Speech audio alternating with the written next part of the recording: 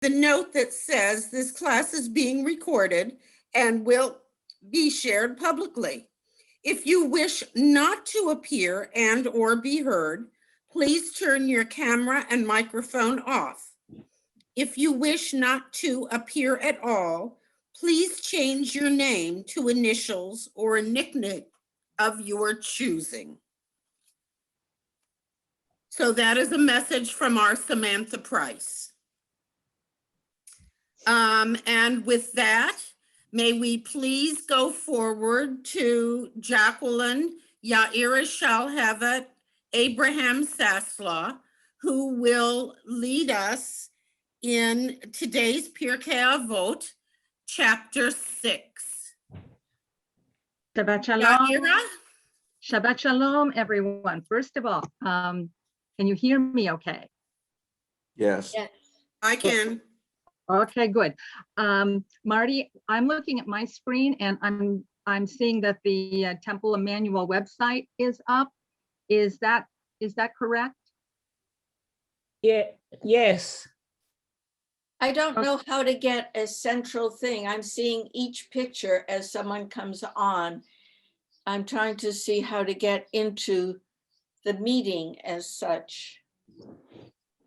Okay. Ruth, there you, okay, Marty, yay, thank you. Okay. There we go. Ruth, are you okay? Oh, I'm okay. I'm fine. I just see little squares. I'm not seeing a central part that says our meeting. And Okay, I'm only seeing a square as you speak. Oh, put on speaker view. Is that what you do? Yeah. that's what Ruth, she's on. Upper right corner. Look at speaker view. Under view when you put speaker view. Ruth, what are you using? What device?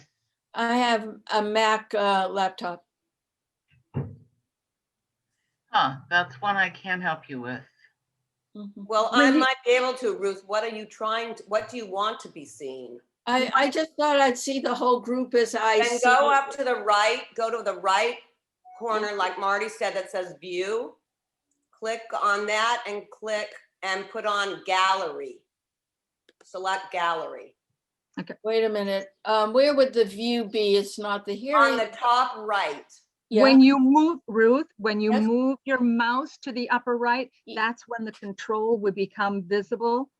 I You know will they're all have- visible. Which one is the one that I want? With the dots, the 9 dots. The dots? Yes, the dots. It's called gallery view.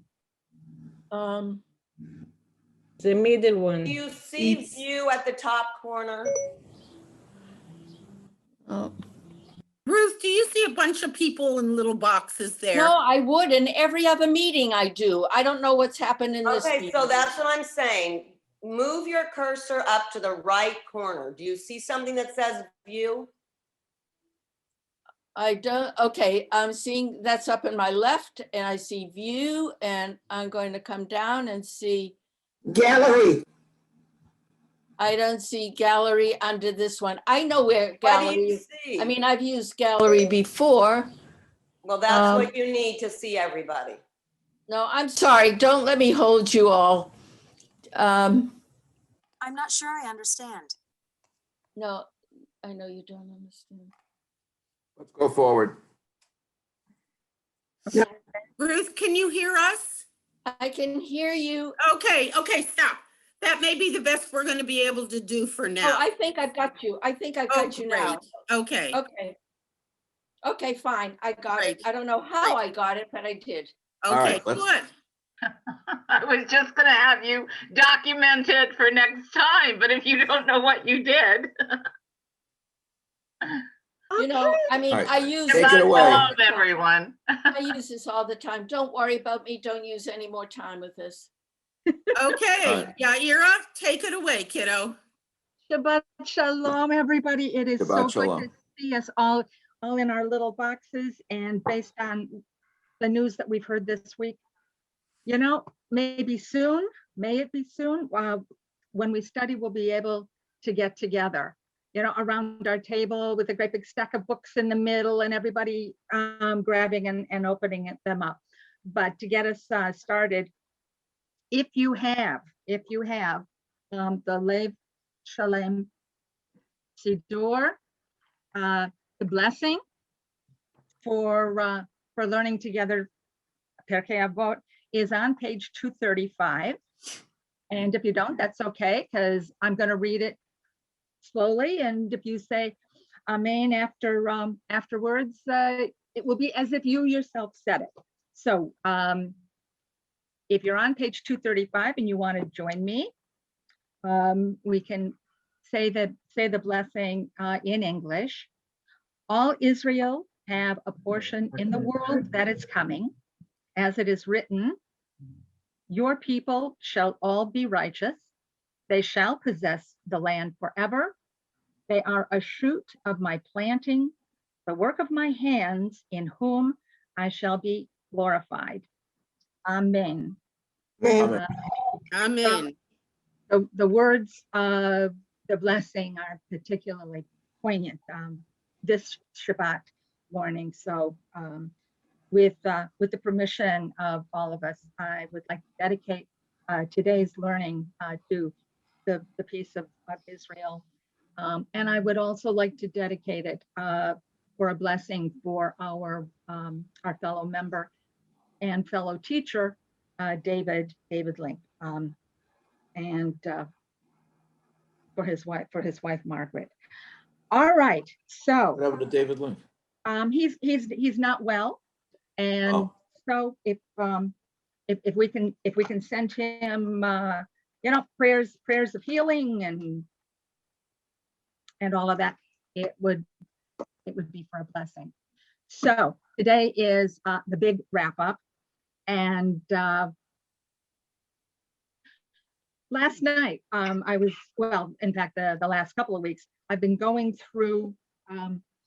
I have this 3-ring binder that I have been filling over the years that we've been studying Pirkei Avot, with all kinds of notes and observations, thoughts about Pirkei Avot, specifically chapter 6, because it is the oddball. Everybody remembers that chapter 6 is, which one of these chapters is not like the other one? Chapter 6 is our oddball. In all of the other chapters, we were taking Pirkei Avot, which appears in the damages portion of the Talmud. But as it became the custom, and we know that the power of minhag can rival halakha, as the custom of studying a chapter a week between Pesach and Shavuot, as that really took root, we needed something to fill in for the 6th Shabbat. 5 chapters of Avot, wonderful, wonderful. What do we do on the 6th? Somewhere along the line, there's not complete agreement as to who instituted it, but the material that we will be covering today, also referred to as Kirtan Torah, was taken from the tractate Kala, and it's not really Mishnah. These are what we call brisa, braitot, stuff that is outside of Mishnah, and yet we treat it as if it is Mishnah, and we'll come to the reason for that in the opening of our chapter. But I'd like to take just 2 minutes and ask each of you to think about where you are right now in that journey between Passover and Shavuot. This is the time of year when we count the Omer. Or, I'm sorry, what? Okay, I just got a travel update from my roommate Roberta, whose birthday it is today. Mazel tov. And the period of time when we are counting the Omer, I like to think of that as the time when I can really have right in front of my face the admonition to make every day count. There are many who teach that this period of counting the Omer between Pesach and Shavuot is a period, pardon me, of refinement. And I never quite was comfortable with that idea, refinement. What does refinement really mean? But some years ago, I came upon a teaching by Rabbi Rami Shapiro, pardon me. And יעל, יום הולדת שמח. It's your birthday too, Yael? Yes, Oh, Mazel Tov. on the 13th, on the 13th. wow. All right. Well, we're going to have some singing. We're going to have some singing at the end of our study. And also mentioning Israel, What? mentioning what's happening in Israel too. I thought I did, Oh, but I'm sorry. apologies if I didn't highlight it enough. But if I could return to the idea of our being on a journey, and was the initial journey one where we as a people, having been freed from slavery, had to grapple with the notion of what is freedom? Is it merely freedom from being a slave? Is it freedom to defining oneself as free? As what does it mean to be free as a people? And were we a people when we went out of Egypt? Lots of questions to grapple with there. But what I find increasingly as the years roll on by is that every year I am called upon. The Seder says that it has to be as if you yourself went out from Egypt.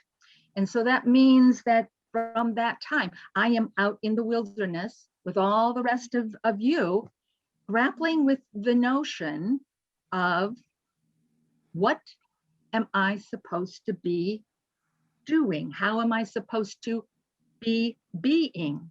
Because I'm not just I'm a human being. I'm not a human doing. And increasingly, I have discovered that counting the Omer, taking this period of time to reflect on the teachings that we are given, is extremely helpful. And that I do believe that we are all of us called to understand freedom and adapt our behaviors so that we can be the best me that we can all possibly be. Remember, there's a story, and somebody jump in and help me if I start getting any of it incorrect. But Rabbi Zushi, right? The guy who everyone looks at and go, oh boy, or Zusha. But he talks about when I am called before the Eternal One, I'm not going to be asked, why weren't you more like Moses? Why couldn't you have been more like Aaron? No, the question that each of us is going to be called, how come you weren't more you? Because as all of our teachings point out, every single one of us has a letter in the Torah. And when God, when the question was asked, what does God want from us? The answer in the wilderness was to be holy. Well, what the dickens does that mean, to be holy? I'm a human being. I'm filled with flaws and doubts and fears and all the rest of it. And that small, still voice knows what the answer is. That if I will but seek the answer, that maybe today I can be a little truer to being what God had in mind when he called down the soul that is known as me and you and all of us together. So I invite us to make our way into the wilderness and to grapple with this text. And I read the very first Mishnah in the very first chapter, and I'll just read it quickly because I know you've all read Put it it. up. You I know, got it's it. not, all right. Yeah, wait, do you, I don't I have, was, here we go. You asked for it. Here we go. oh, Marty, you are so good. Thank All you. right, there we go. Moses received the Torah at Sinai and transmitted it to Joshua, Joshua to the elders to the prophets, and the prophets to the men of the great assembly. They said three things. Be patient. Now, the community of Sepharia threw in brackets, be patient in the administration of justice, raise many disciples, and make a fence around the Torah. And that just exploded. Be patient. And I would like to hear your thoughts before we jump into chapter 6. But being patient with one another, don't rush to judgment with one another, with ourselves, with the text, perhaps. It just really flashed in my mind, and I'm wondering if that resonates with anyone else. Certainly. Be patient with oneself, be patient with others. And what does patience mean? When you've just reached freedom and you probably want to run, jump, and play, or get hold of what you hadn't had. Who knows all the different influences upon us when we think we are free. What does this statement even mean? We are free. And what does justice mean? Did justice make us free? Are we free with justice, for justice, to use justice? I think if my back is still smarting from the whip that it received a couple of days ago, I think that revenge is probably going to be pretty high on my mind. What will be high in your mind? I'm sorry? Revenge. Revenge. Sure. Anger, upset. Yeah. There's a lot of stuff going on. If I have felt constrained all of my, I'm a slave. My father was a slave. My father's father was a slave. Decisions were made about me, what I would eat, when I would sleep. And now I am free. I don't know that being able to think about love your neighbor as yourself is going to really resonate with me. So probably not. I always want to remember what it must have been like for them to be taken out in the middle of the night, out into the desert, and all that they experienced. So I appreciate the fact that Pirkei Avot starts off with saying, be patient, don't rush to judgment. There's a lot of material to cover, and there's a lot of work for all of us to do. And so with the goal that we are called to be holy, and the way that we honor holiness, in my opinion, and what do I know? The way that we are holy is to be the best version of ourselves that we possibly can be. And that one of the greatest tools that we have in helping us do that, of course, is Torah. And so with that, unless anybody has something they would like to add to the chain of transmission. Oh, and one other thing that also jumped out at me this year is the fact that I know that there are voices that say Revelation was closed, right? That there were all of these sharings from on high, but I assert in our study today, we will see that in fact, no, every day that the voice of God is there to lead us, if we will, but quiet ourselves and listen for it. So, taken out of slavery, Pesach, Shavuot, when we're going to receive the law, but there's that bridge of time and space and land in between. And I would like to further posit that not only are the 50 days a bridge, but I would like to say that we ourselves are the bridge. Because I know I shared this last year, but I think that it's worth sharing again. This is based on the letters and talks of the Lubavitcher Rabbi Schneerson. with a translation by Rabbi Zvi Freeman, who says, wisdom lives in the future. Wisdom lives in the future, and from there, it speaks to us.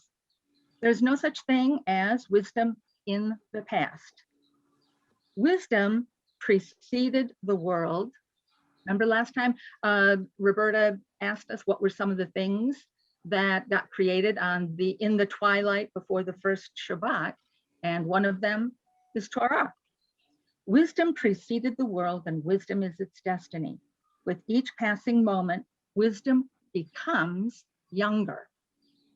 Boy, did I like reading that.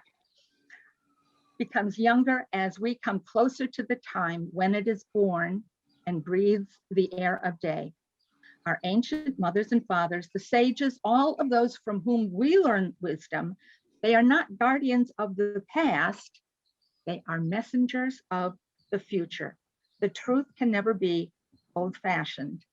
It was never in fashion to begin with. Thoughts, comments, observations?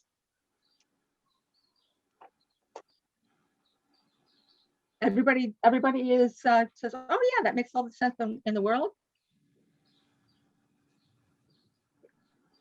I'm sorry, I Well, was away. Where are we? Sorry. Yes, Carol? What? Who was speaking? It was Maida. Sorry, Roberta, were you saying something? Well, what I have up here is Pirkei Avot 1. I thought we were on 6. Yeah, we were stopping off at the first. Oh, okay. Okay, sorry. We were putting down the one end of the pillars that hold up the bridge. Oh, good. Okay. Thank you. Thank you, Maida. So just for the interest of discussion, I will offer another view that says, not from our text, but could have been, that those who ignore history are doomed to repeat it. Thank you. Amen. You want to expand on that? Do you have a few hours? Yeah. Okay. I hear you. No, I Yeah. mean, we all study together. You know, I mean, I could, but Yeah. and with all of our minds so deeply in Israel, you know, it's hard not to think that there from that source too. Yeah. So I don't remember hearing you read this before, Yaira, but I think it's very interesting. I think that I would approach it more in the sense of don't be bound. Don't be bound by what went before. Don't feel that you can only learn from the past. Don't feel that you can't experience something anew or for the first time. Those are different. That your eureka moments are not only the province of others. I guess what I would take from him, from my own philosophy of things, is a little bit of both worlds. I don't think that you have to reject one to have the other. We're Jewish, it's and. There it is. Well, and to recalibrate the way we define freedom, interact with one another, as we were saying earlier, not only with our neighbors, but with ourselves, with the divine. It's very, very, very potent stuff. So with that, Marty, can you advance us to chapter 6? I also have to say, because I'm trying to be a bit more quiet, but you're really hitting on important points. I think the most important thing about freedom is the responsibility that comes with it. I've never been in a Seder when hopefully someone hasn't made the point about the responsibility of freedom, not only to ourselves, but to those around us.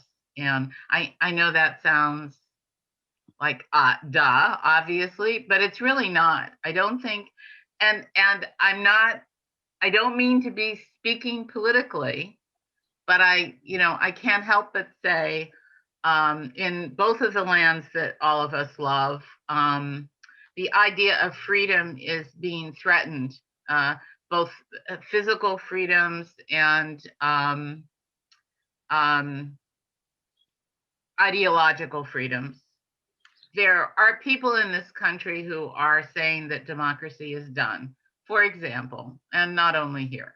So I'm just saying, I think that this idea of freedom, especially for Americans who define it in some ways, I think a little differently from some other places in the world, it's really, really, really critical, and we should slap ourselves up our own faces every day about it. Okay. Enough. Well, okay, and in fact, I think that we're going to find a proof text in chapter 6. So if we can take a look at this first Mishnah, it is very interesting that this starts right off saying the sage is taught in the language of the Mishnah. So as we said earlier, this is not, in fact, this was not brought into the Mishnah proper. These are brightot outside, and yet because of, I would offer, because of the power of the ideas that they hold, they are regarded as if they are Mishnah. So I'm going to ask somebody to volunteer to read this first Mishnah. Who will?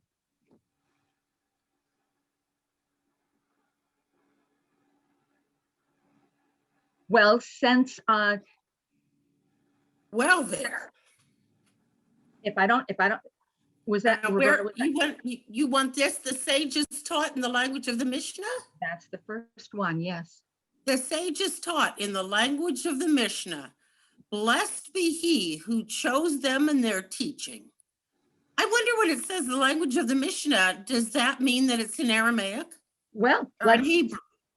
Let's pursue that. But if you'd continue reading the whole Mishnah, that would be. Oh gosh. Okay. Mishnah is Rabbi Hebrew, Meir Roberta. said, excuse me? Rabbi Meir said, whoever occupies himself with the Torah for its own sake, Torah Lishma, merits many things. Not only that, but he is worth the whole world. He is called beloved friend, one that loves God, one that loves humankind, one that gladdens God, one that gladdens humankind. And the Torah clothes him in humility and reverence and equips him to be righteous, pious, upright, and trustworthy. It keeps him far from sin and brings him near to merit. And people benefit from his counsel. This is hard to read. Sound knowledge, understanding, and strength, as it is said, counsel is mine and sound wisdom. I am understanding. Strength is mine. That's from Proverbs 8, verse 14. And it bestows upon him royalty, dominion, and acuteness in judgment. To him are revealed the secrets of the Torah, and he is made as an ever-flowing spring, and like a stream that never ceases. And he becomes modest, long-suffering, and forgiving of insults. And it magnifies him and exalts him over everything. Roberta, thank you so very much. And we spent considerable time last night going over the proof text in Proverbs. But all right, so we have this laid out. No one can accuse the writers of this of aiming low, right? They shoot high. They want to make certain that we have something to reach for. And again, as we said earlier, this is all about study for the sake of study. This is about the acquisition of Torah. And so your reactions to this, please.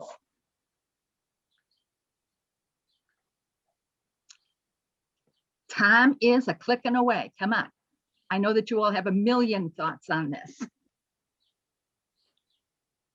So I'm just going to jump in and I'll give you something to maybe respond against. Yeah, we Jews should never say that. You know that whatever follows after we Jews is going to be a point of contention. But in my humble opinion, being Jewish does not say that I can go off in the hills and just work on my relationship with the divine, that I am obliged to be a part of this world. I'm obliged to be a part of this community, my family, and that my relationship with the divine is in many ways contingent upon how I treat my fellow human beings with respect, the gifts that we all have been given. Am I a good steward of those things? And so when we have this lofty language here, I'm reminded of the fact that being righteous, pious, and upright and trustworthy, first of all, it's an impossible ideal, but it doesn't mean that I can't strive to be a little more of these things. And one of the things that I delight in being Jewish is that we reject the extremes of one of only studying Torah to the exclusion of all else. There are those who do that, and I don't reject them, but I know that in my life, that's not right.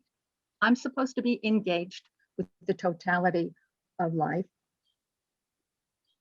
That more than anything, I am admonished, tzedek tirdof, right? Run, if you're going to run after something, run after righteousness, tzedek, justice, setting things right. So there are a couple of thoughts that have come to my mind.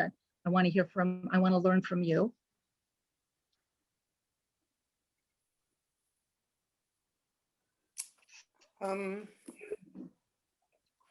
I heard an Well, I was thinking about what we said last night. We were reading from Rabbi Shmuley Yankelovitz's book, The Social Justice Commentary. But I couldn't remember the specific words. Let me look it up and see what we were talking about. But you were saying tzaddik tirdof. The people, the Torah gives such persons sovereignty and dominion, and the secrets of the Torah are revealed. They become modest and patient. And from this intellectual pursuit, it is essential that we cultivate the right character. Talks about midot and moves towards becoming spiritually enlightened people. Excuse me? No, go ahead, continue. Well, so many are studying the midah right now. Mm-hmm. And how does that tie in? Does that have any relationship with that? True. Maida, you're studying that. Yeah, I'm sitting here trying to exercise one of the midah, which is to maintain my own space and not exceed it, which is my nature. Yeah, but it's hard to not hear musar all over this. Okay? Yes, that's what I'm going with. To oversimplify, what musar is about is finding the rich middle through our text for self-improvement. It's a study of practice, not just theory. And as a result, you spend some time thinking about the ways in which to exercise patience, for example. Yes. And it's everything from managing anger to managing injustice to everything else, to take that beat of time and not react immediately. And it's a lot about looking at it's not that there are rights and wrongs, it's that everything we explore as a midah is a continuum. And all of us are on it somewhere. And the goal of musar is to kind of try and get you more in the middle, not the middle, but a middle wherever you fall in that rich middle. So for example, I mentioned patience. Right now I'm working on silence. And that sounds like I should just be quiet, but really silence is about two different things. One is, and this one frightens me personally, but it's alluded to in what we've just read, which is to find that quiet space and to dwell there. And it's not to dwell there to fix the world. It's to dwell there to enhance your inner self so that you can then practice positive things within the world. Does that make sense? Musar would never send you to a mountaintop. It would also always say, take that moment To the to square. have the quiet, to get centered, and then to go out to do things. And the other thing is to take that beat to really hear what other people are saying, okay? To not always, jump in and talk on top of, and to hear what other, I'm trying to keep it simple because it's either you do it this way or you spend hours. So I'm trying to take a middle road. But it's very evocative of Musar, all of this whole piece. Yeah, I agree wholeheartedly, and I appreciate your grappling with silence in the way that you just did. I think the capacity to grapple with silence, particularly in a group discussion like this, is very, very challenging. But to return to the thread that you both started out for us, Roberta picked up the another edition of Pirkei Avot. It has a translation by Rabbi Lord Jonathan Sachs, and commentary by Rabbi Mark Angel. And Can he I ask a question before you continue? please. Thank you. So halacha, Mishnah is halacha, and halacha means walking in a path. So can you explain to me, your definition of musar is a little bit, for me, complex right now, because I believe that the Mishnah satisfies the way by which one should go. It is very clear, and it is always a spectrum. And I believe that musar draws on halacha. So is there something in halacha that musar clarifies for you that would not have been there to begin with? I just need to understand. I'm sorry.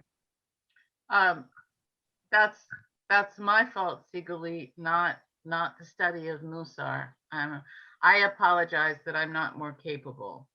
No, don't apologize. I really am curious. I really need to understand that. Are you not criticizing in any way? I really need to.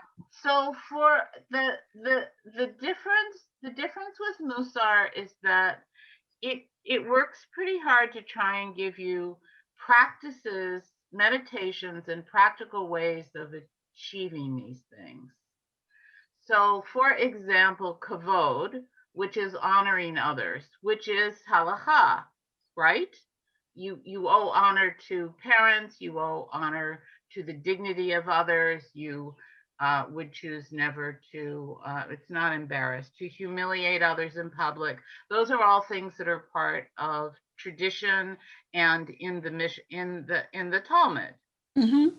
So a Musar approach to this would be to read some of that and then to talk about the extremes, which would be complete arrogance, to feel that you are always better than everyone else and never give anyone else attention, versus so sublimating yourself in the honor of others that you have none of yourself left. Those would be the extremes. And the middle would be to recognize the person who bagged your groceries and thank them. That's a very mundane. Do you see what I'm saying? Yeah, I understand that, but I do believe that intelligent people are taking the halacha and can figure this out. Yes, there is an ongoing criticism, including sometimes from myself and certainly some of my family, that good people should be able to figure this out. In the same way, and I was thinking about this a minute ago from something you said, Yaira, that, you know, I talk about my family because we all do, but my brother is an extraordinarily moral person. He is a cultural Jew. He has no interest in anything beyond that and is very upfront about it. His position is, I know what's right and wrong as a moral person. Why do I need religion? And my answer when we're at quiet times is that sometimes things aren't so black and white. Where do you go to hash out when you are in a complex place?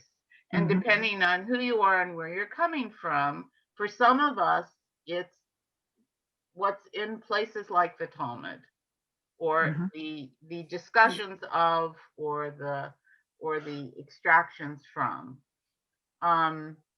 So to answer your specific question about Musar, people find it useful because of its practical approaches rather than the philosophical or intellectual, not that it's not intellectual, but why people get attracted to it is that they get to exercise some of these things.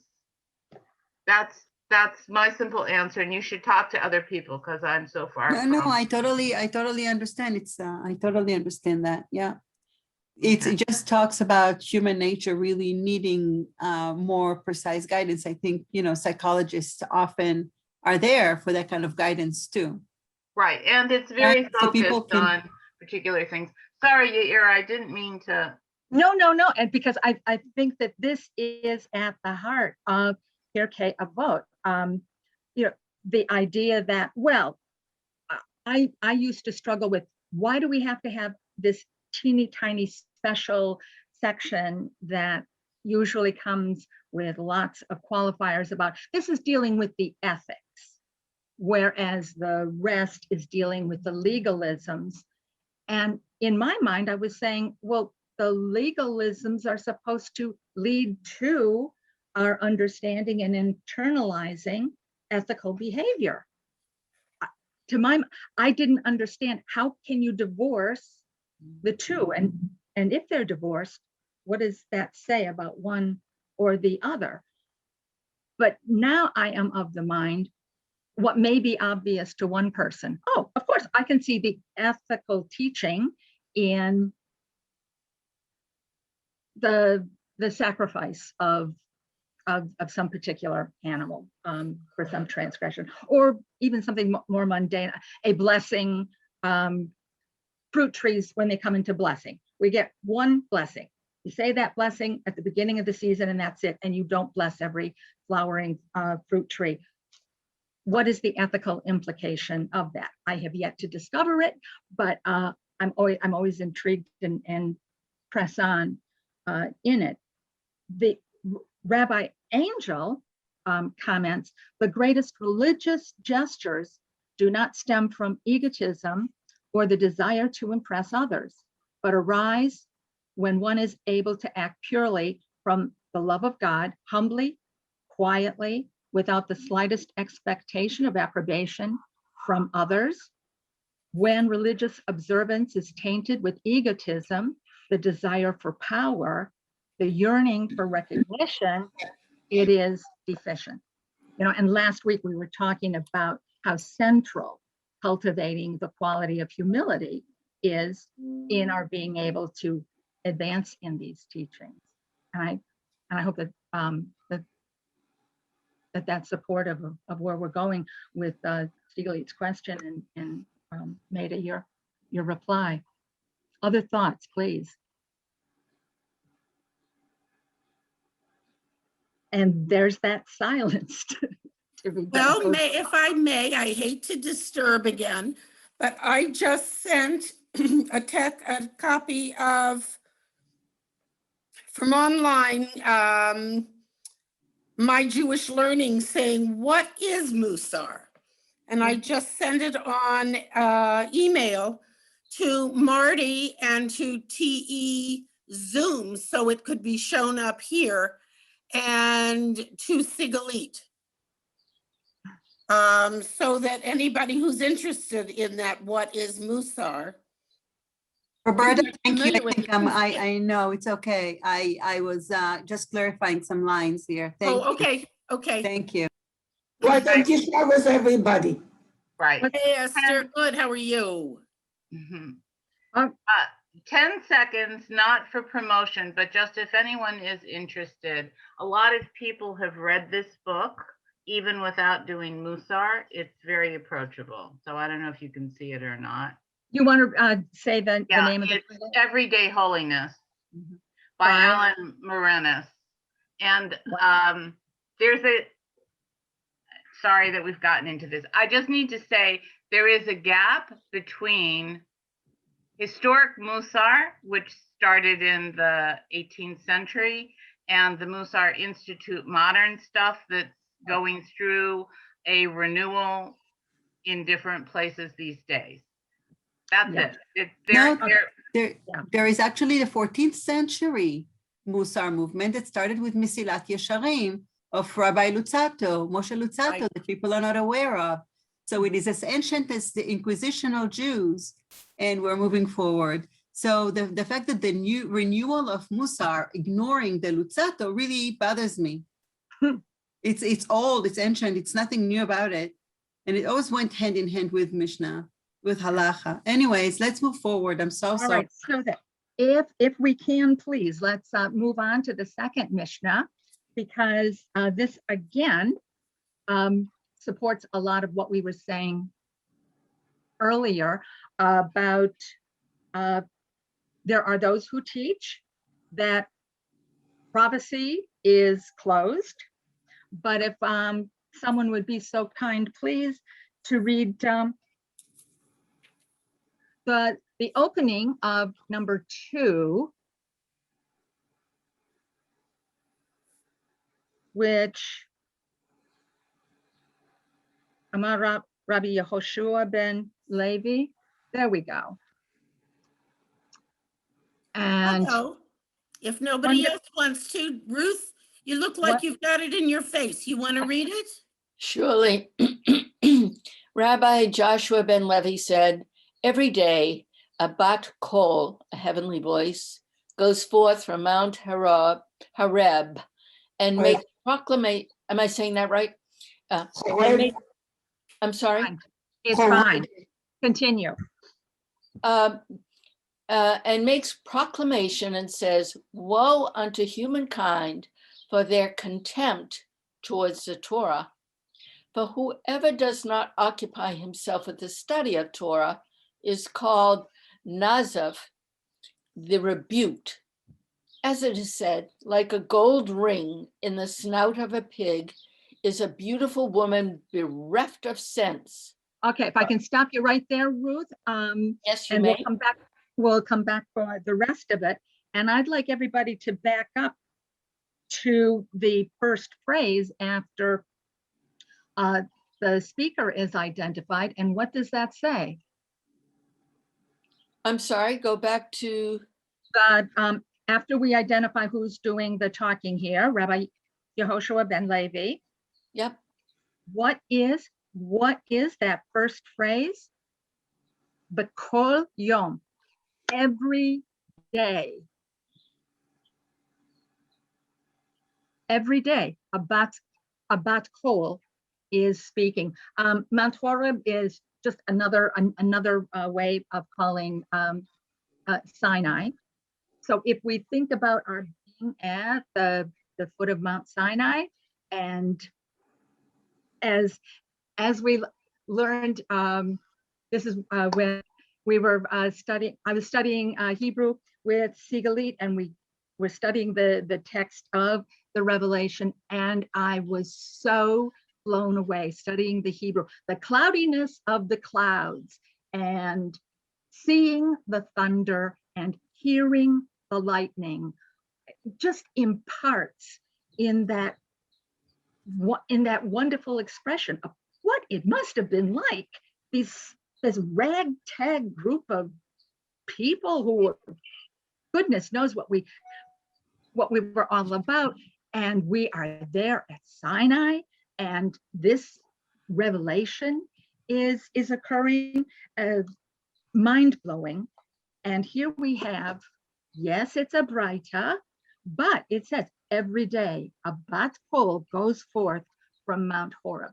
And to my mind, every day we have the capacity, if we can just be humble enough to reinterpret what we thought, but I've always believed such and so, but can I have the humility to say, you know what? Maybe I was too limiting in my interpretation of that. Maybe there is a larger understanding to be had here. I'm wondering what anyone else's reaction is to that very astonishing, but kol yom. And I thank Sigalit for that teaching so much. I think about it often.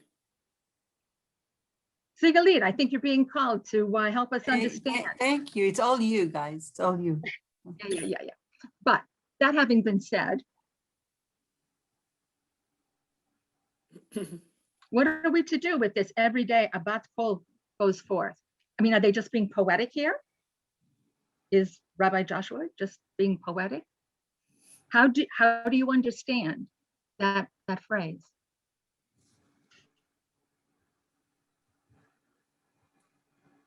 I call it as a daily opportunity for every single person on the face of the earth, of every Jew, to take the opportunity to study. In each and every day, you have that opportunity. You know, when we pray the morning service, about you've returned my soul to me, and I think of it, it's like we're staying at a very, very fancy hotel, and you can put your shoes outside your door, right? And then in the morning when you get up, you can go outside and they will have picked up your shoes and they will have cleaned them and returned them to your door. And similarly, every night when we go to sleep, we can think in terms of, metaphorically or however else, releasing our soul to the Almighty, who we are connected to, right? Ruth, we studied this for how many years? That soul gets returned to me in a pure state. Every day is brand new. And Rabbi Joshua ben Levi tells us that there is a bat kol there. And one could almost imagine God earnestly saying, can you hear me today? Can you hear these words anew today? So their contempt towards Torah, very easy to be dismissive. Oh, those prayers are so old, and it really flies in the face of what I, as an enlightened 21st century American, understand egalitarianism and all of that to truly mean. But like a gold ring in the snout of a pig, that's pretty heady stuff. Ruth, can you continue on with after the Proverbs citation? And it says, can you finish that for us? And it says, and the tablets were the work of God, and the writing was the writing of God, graven upon the tablets. Read not Haruth, graven, but but Haruth, freedom. For there is no free man, but one that occupies himself with the study of the Torah. And whoever regularly occupies himself with the study of the Torah, he is surely exalted, as it is said. And from the Matana to Nahalil and Nahanil to Bamoth. Thank you, Ruth. And those are a couple of really great tongue twisters. And I see that our time is closing out on us. But where Ruth read not Harut, but Herut, not graven, but freedom. I'd like to hear what do you make of that? That these tablets of God, the law, right? That God's words are not merely engraved on the stone, carved into the rock, but they in fact are There are freedom. Yeah, there are freedom from all of the things that we could so easily engage in or think about or act upon. Our route to freedom with its responsibility is through these texts. I love this. This is wonderful. And what is Bamot? Go ahead, What Roberta. about We Bama? talked about this last night. Yeah. We spent a lot of time with this last night. Sigalit, can you tell us what Bama is, or Bamot? Or Esther or Yael, one of our people who's more knowledgeable in Hebrew? Yeah, Stage. Are you in which Mishnah? No. We're still in number 2, the end. Torah is surely exalted, as it is said, from Matanah to Nachaliel, and Nachaliel to Bamot. Bamot in New Hebrew is a stage. oh, that's interesting, okay. A theatrical stage. Any stage. Like a bima, The Bima. like a Baby. bima, okay, Malt. interesting. So of course, That's why it's high place. You see, it's translated to high place. A high place is, yes. It was where they would have a high place where sacrifices would have been made, and tabernacles where there would have been fire and sacrifices would have been made there in the time of the judges. Okay, and not to step on your explanation, Roberta, but I just want to close this out with a little bit from 6.4 and 6.5. Why do we do this? Why do we come together every year and go over the texts themselves? Don't really change all that much, and yet it seems that every year, at least our understanding, if not ourselves, and I'm just going to very quickly give us, why do we do this? Such is the way of Torah, and there's a whole discussion there of eating bread with salt, sleeping on the floor. We're going to have a very lengthy conversation about that. But if you do this, happy shall you be, and it shall be good with you, for you. And I like to think of the Jewish understanding of God as, we're not talking about Santa Claus. If you do this, then I'll give you that. But that the change that can occur inside of us when we pray for another, it's not to tell God what to do. When we pray for another, it is that we may uncover within ourselves that which we might be able to do, to go visit a friend, get them, take them some baked goods, go over and say, can I watch your dog, and so on. And lastly, in the 5th, do not seek greatness for yourself and do not covet honor. Practice more than you learn. And so, my friends, I thank you so very much for taking the time to show up in our little boxes so that we could all learn. And I am the better for it. The closing blessing is on page 262, and with your indulgence, I'll just read it so that we can be mindful of the time.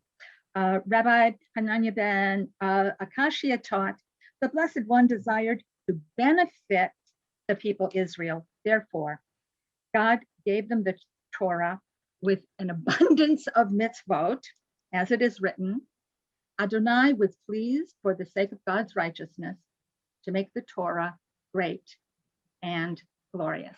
And that's from Isaiah. And may you go out and may your Shabbat be great and glorious. And thank you for this opportunity for us to learn together. Shabbat shalom. Shabbat Shalom, toda rabah. Yaira, thank you. And Marty, thank you Thank so you, much. Roberta. Thank you, Marty. Thank all of you who showed up and honored your silence but spoke up anyway.